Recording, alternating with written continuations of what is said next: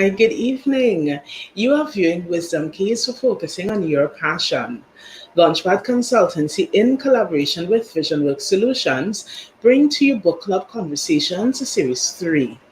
And in this series, entrepreneurs and professionals are reading the book, The Uncommon Dream, 31 Wisdom Keys for Focusing on the Passion of Your Heart, written by author Mike Murdoch.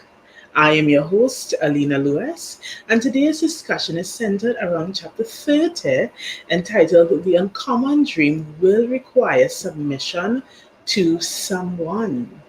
And joining me this evening for discussion is the owners of Matty's Resort Inn, Michelle Timothy Ellis. So, of course, once again, Michelle, welcome Hi, back in our thank you. studio. Thank Excited you for as having me. always to have you. Thank you. Today we're talking about the uncommon dream requiring submission to someone. So, of course, my first question: what stood out to you the most in this chapter? I would have to say that what you are, you will create in others around you. And I think that stood out for me the most. I love that. So, of course, I want to ask you, how have you seen that demonstrated along your own, whether personal journey or entrepreneurial journey, whichever? How have you seen this demonstrated in your own journey? Well, I see it in the lives of my children first on the personal level because, I've been talking, that's what mothers do. We talk and we talk and we talk. And now, I see my kids doing a lot of what I've instructed them, even though at the time it seemed like they weren't listening, right? Right. And then there are things that they did opposite. Like my eldest daughter, she said to me, if you go to the store and you see something that you like, don't buy it because Mm. it's not going to be my style. And lately I've noticed that I said, but I love she's it. like, she's like, why are you, why are you buying this? And she's because it's actually something that I like. I said, oh, so I can now buy it for you, you know. But so yeah, so I realized that when we live by example, especially if we live in integrity, if we live in authenticity, people will follow, right? At first they may be resistant, but then they recognize that your path has in it, blessings, or there seems to be some kind of guidance in terms of your achievements and your accomplishments. So people do in fact follow your lead. Yeah. Right. So, yes. No, you said you were starting off using a personal reference. Do you have a Yes. reference in business? Or is Well, your comment on people following the reference to business? in terms of business, I have found that a lot of the service providers, right? I would, you need a service and then they come and they do it. And then I say, well, can we make arrangements for payments or whatever? And they'll say, no, no, no, you don't worry about that. Next month you can pay, or I got you. And I realized that they trust me, right? They trust in my integrity and my word. So if I say I'm going to pay, sometimes I'm not in the area and the hardware, I need something from the hardware, and I tell the workers, I say, okay, just go get it. The plumber will organize, he gets what he has to get. And then I come up a week or two later and I go to the hardware and they're like, oh, here's your bill, Miss L, it's not a problem. And I want to honor that. So I feel that what you are, you will create in others around you. So it's a culture of trust based on your integrity, based in being authentic, based in, just living in your purpose. And Yeah. things happen, opportunities present themselves, but more importantly, the people who are around you are people who are willing to support you, and they learn from you and they begin to live in that same mood, so that it's a culture that you're creating, Yeah. as it were. A lot of our conversations throughout the entire series, as a matter, really took the perspective of the person doing the following. But for this prompt, I actually wanted to take it from a mentorship perspective. I wanted to ask, at the beginning of chapter 30, Mike Murdoch spoke about authority, and he talked about authority. He said, rather, authority is not permission to dominate. And one of the things we see quite often is more of a domination taking place, whether it's through mentorship or through influence. So, my question to you is, how do you discern, as someone who has been in business for some time, how do you discern the difference between when authority is appropriate versus when is instead domination? I love your question, Alina. Let me first say that on the spectrum, the continuum, so one end you have authority, but the very other end of the spectrum, you have submission, Yeah. right? And I think that we must keep a balance there between authority and submission. And submission there is not supposed to degrade a person. It's not supposed to take away from their own development or their own sense of worth, right? So I think authority begins to be abusive when, for example, you have a worker, you know that they have a dream for themselves, but you cripple their dream in order to get your stuff done, and you take advantage of them because, okay, I know that you need this job, so you better do what I've told you to do, otherwise, you know or you don't really encourage them or motivate them along the path that they should take in their own development. So that to me, I think is very important to be able to draw that line. And in your own self, at least for me, right? I keep talking on each convo that we've had about integrity and authenticity, right? And I feel that the Bible says a good name is better than silver or gold, right? And if it's one thing that I should be known for, if I'm going to live in that mode, should be for helping people to bring out the best in themselves. So if somebody is with me, I want you to develop yourself in that area. I want you to do courses. I want you to perfect it. I always tell my kids in particular, I say, when you do something, you must leave a signature. People must know that you've been there, right? And so nobody could double up on what you've done because you're good at what you do. And if somebody is in my their journey for them to develop up, build up. I remember hearing TD Jakes saying, you need to build up, develop up. And I found that was interesting because that's what you want to do with your authority, because you're influencing people, right? And you're directing them in a part on their own journey as well. So, and remember that people are in your life for a season, right? And I always think as 6 feet of earth makes everybody equal, so that I may be successful, I might be very good at what I do, but then if something happens to me, that's it, game over, and I've left this person here. What can they now do for themselves? What mode of independence have I put them on, that path, so that they too can. So I will encourage, for example, if I have staff, I say, listen, do you have insurance? FIP, if something happens to you, what is going to happen to your kids? Are they okay? Have you been able to provide? What's your budget like? How are you saving? How are you investing? What is it that you need to do? What you need to put away? So you have those conversations because you're dealing with other human beings. And at the end of the day, people respect you for that, you see, and they know, okay, I can trust you, I can share with you, and you're going to give me good advice. So the relationship is built in that way, right?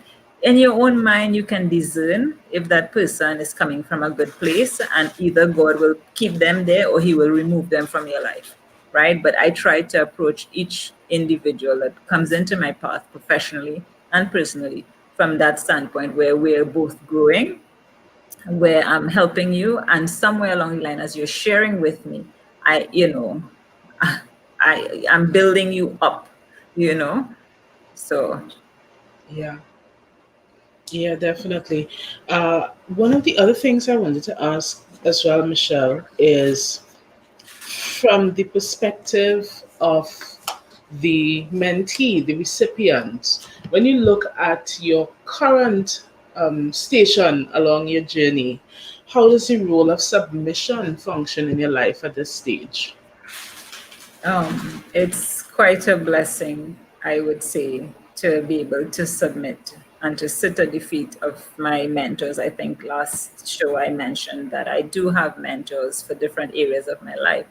And my mentor in particular for finance, right? I would call him, I ask questions, I would send him my budget, and talk through different things. And if he says to me, okay, you have to sell a car. And I was like, what? But I Yeah, trust him because it makes sense that I do that, right? He always says, you build one principle, you build your business before your house. Second principle, you never put the cart before the horse. So things have to be done in a particular order, order. right? So the issue of submission for me is not difficult at all because again the persons that I've selected to mentor me are persons that I respect, are persons who understand my vision.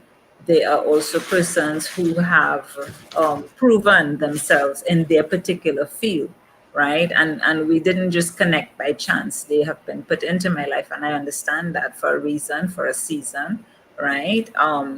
One of the things, I was listening to a program earlier today, and the guy was talking about entrepreneurs and so on.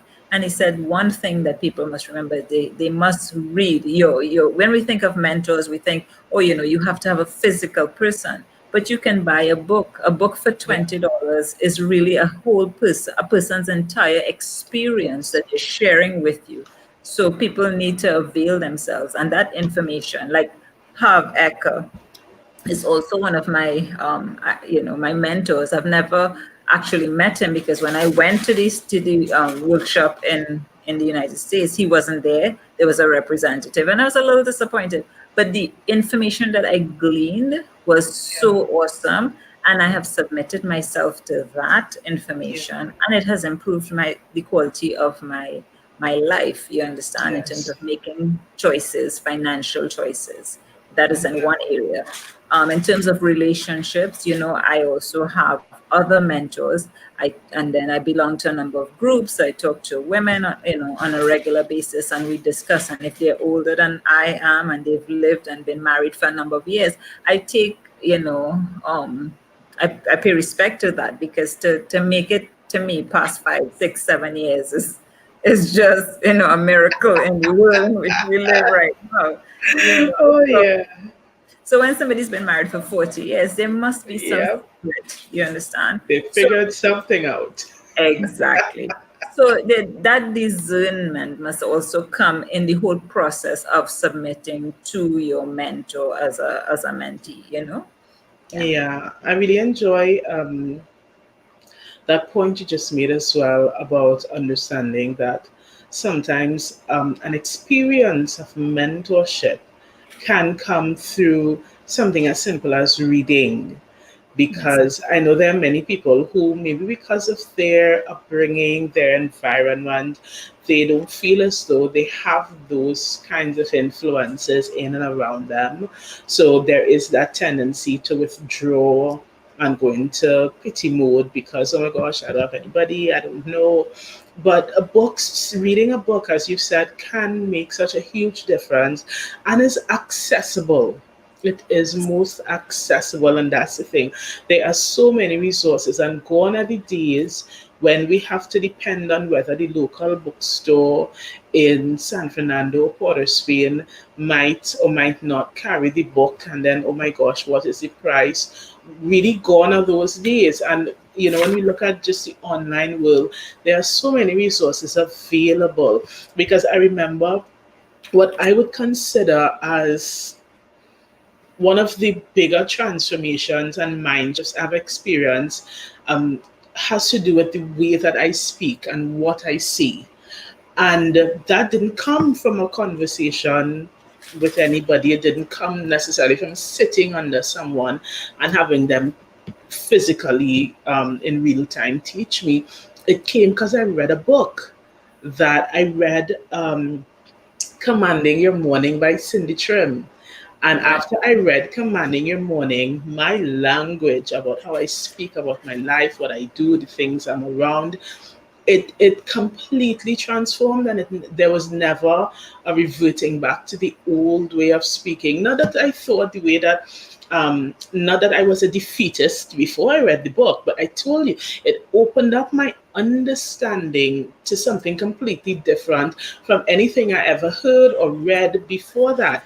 And so I didn't sit at somebody to say, you know, Alina, such and such and such, but reading a book really made that difference. And you know, there will be different moments in people's life. As you say, it could be through interaction with a group, through a book, sitting under mentors. You realize that someone, a season has ushered someone into your life, Yes. and you have that connection, and you say, wow, this is amazing.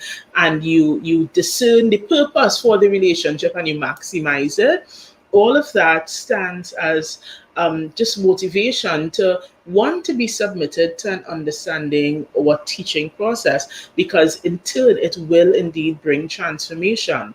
But you know, one of the things I wanted to ask Michelle, one of my final prompts actually for you, has to do with duality of the experiences of leadership and submission, where I'm sure we both would agree that, you know, having been in business for whatever period of time, you find that unlike the person who is now launching, and you're constantly in the mode of the mentee person who is submitting because you are receiving, you're building, you're launching, you're now starting to grow.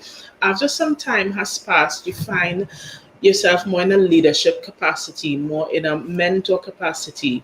But certainly, mentors are also mentees. So, my question to you is, how do you juggle that dual experience between the moments that call on your role as a mentor versus the moments that call on your submission in the position of a mentee, and maintaining the balance in appropriate times? Right. Well, to answer that, I would have to use one real time example. My mentor, whom I mentioned before with respect to finance, he messaged me some time ago and he asked, why do you admire, why do you admire me and the nature of our relationship in terms of in the context of him being my mentor? And I explained to him, step by step, everything. And he said to me, this is very encouraging. And I thank you for that, And I said to myself, you would think that he would be very strong and focused in that regard. But even in that context, he needs to be assured that his role or his function in my life is of significance and that it has really produced change. Now, in turn, he commends me for growth and he thanks me, for the experience. So the whole context of duality in that sense, I think it requires one recognizing that even though you are learning from the person because they're giving you, sharing their knowledge and their skill, you also have something to give, you see, and that which you have to give will involve areas, little gaps that they may be missing, in terms of their own development, maybe in another area of their life. So I think that when God brings people together, right, and I think that's the bigger picture. You have an uncommon dream that you must realize, but this person has exactly what you need at this time, but in exchange you have something that is going to build or develop that person, right? So it's a constant drawing out, and Yeah. it's not a drawing out that is going to drain you. It's a drawing out because as you give, it keeps developing and strengthening and increasing, and it also requires you to have tact. It requires you to have a certain amount of humility, because Dr. Murdoch talks about humility in this chapter. And it's Yeah. very important because you recognize your positioning, right, in the entire experience. And I think humility here is not you being, you know, what's the word I'm looking for? Well, as they say, just, you know what I mean? It is humility here is the recognition of how significant you are in the scheme of things. One, for Yes. God to have chosen to give you somebody to guide you, and two, because you are the only person who can fulfill this mandate and this mission. So you now have to open yourself up to allow somebody else to help you, to draw out from you what you already have. You see? So mentors don't give you, they draw out from you, right? And that's important. The other thing is, there's a quote that I love from Dr. Murdoch. He says, somebody's future will not begin until you walk through the door, Yeah. right?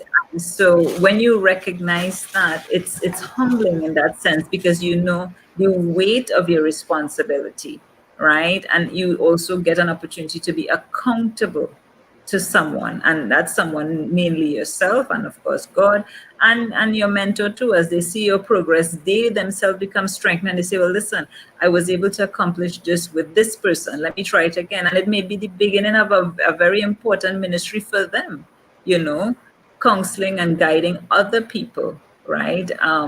Who will look at your life and say, okay, if you have been able to do this, then we too can accomplish this, you see. So Yeah. yes, in that context, that's how I see the duality and that shared experience. Yeah. And I think similarly as well, it it gives light to understanding how we can honor each other in relationships. Yes. And because as you were talking, in my mind I remembered earlier this year entering a collaboration with someone. And in the beginning, the person like, oh my gosh, Alina, I'm so happy that whatever, whatever. And clearly this person was seeing it one way. This person was seeing it as, um, I'm happy to receive from you. And I was like, no, I don't, I don't work like that. I don't believe in one-way relationships like that. And I believe that when someone comes into your life, there is something that I need that you have, and there is something that you have that I need. It doesn't matter who it is. It doesn't matter the age. It doesn't matter. There is always a reciprocation taking place, and I think it gives honor to those kinds of relationships and interactions when we can apply what you were describing in terms of humility and understanding. Because when we go into our relationships, collaborations with business, whatever, from the perspective of it doesn't matter who is taking a primary lead in a particular area, there is something that I need that you have, and simultaneously there's something in you that I'm going to get a draw from. We're able to honor each other and live in that space of integrity, as you've mentioned so many times, with respect and all the other good things that go along with it. So even as you were speaking there, my mind sort of went on that. And I want to ask a question that's not usually asked, but we have a couple extra minutes, so I do want to stick it in with you this evening, which is I want to ask you about leadership in the context of Matty's Resort and Inn. When you consider your space in terms of what you think about with integrity and good service and the work standing for itself, and Matty's Resort and Inn being a reflection of your commitment to awesomeness, how do you see your business as a leader in industry? Well, that's a very Loaded question right question. there. It's very loaded. Let me see if I can break it down. And I loaded it so that you choose how you want to respond. All right. So this is my 1 second of fame here. So let me go. Um, I think one of the things that is very important to me is that we are able to provide service at Matty's Inn. Good service, right? And people usually come looking for a difference. And just to give a little story, to the back end, I remember this one time many years ago when a woman came up to me and she said, listen, is there any place at all that you can give me so that I can, sleep with, she had her kids or whatever, if it's a mattress on the floor, whatever. And I said to myself, but what is this? What is this about? she was certainly looking for something that was different to what she was experiencing. And I told myself at that very moment, listen, I am going to offer a product and a service that people would remember for many, many years to come. And I'm going to pour myself into it. So it's going to be a space that if I were there, I would also be comfortable and I would be happy, right? And at that time, I wasn't thinking about the money. I was just thinking about providing quality service. And so what has happened is out of that came what people are experiencing now, Matty's Resort in Mayaro. And it's different, not just because it's close to the beach, but because we've put a lot of love and care and attention to details. So we have our 2 bedrooms, we have our 1 bedroom offering, we have the provision of coffee, tea, juice, water, air condition, Wi-Fi, cable television, and compound parking. You have the full kitchen with all of the amenities, right? And apart from that, there is the care and attention to details in the decor, in its simplicity, right? And we don't have a pool, but we do try to create experiences for individuals. There's a garden, it's proximity to the beach, and it's about educating people about how to connect with nature, how to find themselves and their peace, to build their relationships. So every now and then on our Facebook page, on Instagram, we will post messages that have to do with relationships and building and creating. So I think that the entire experience allows for people to be able to rejuvenate, for them to rest and to relax.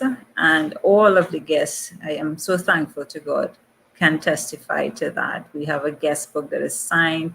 We have testimonials on Facebook with people saying it has been enjoyable. And just this morning, someone called and he said, I love what you offer, and I promise you I will be there, right? And he paid since May. So he's coming, and he said, I'm not interested in getting a refund. I don't want anything. All I want is to come because my friends have come before me, and that's not fair, but I'm coming. And I welcome those kinds of testimonials, those kinds of experiences, those kinds of commendations. So in terms of leadership, I think that leaders focus on where they want to take the team and where they want to take the business. They don't think about the competitors. You consider them in so much so as you look at the quality of your offering in relation to theirs, but really it is about service to those who stand to benefit and whose rest and relaxation is at the heart of what we are creating here at Matty's Inn. So, Michelle, thank you so much. I appreciate you coming on, joining in with the book club conversations. And of course, Thank we you for having continue me. on. Tomorrow's our last. So, we're having our finale tomorrow. So, it's been an awesome journey. So, good night to everyone. And until Thank you. tomorrow, have a good one.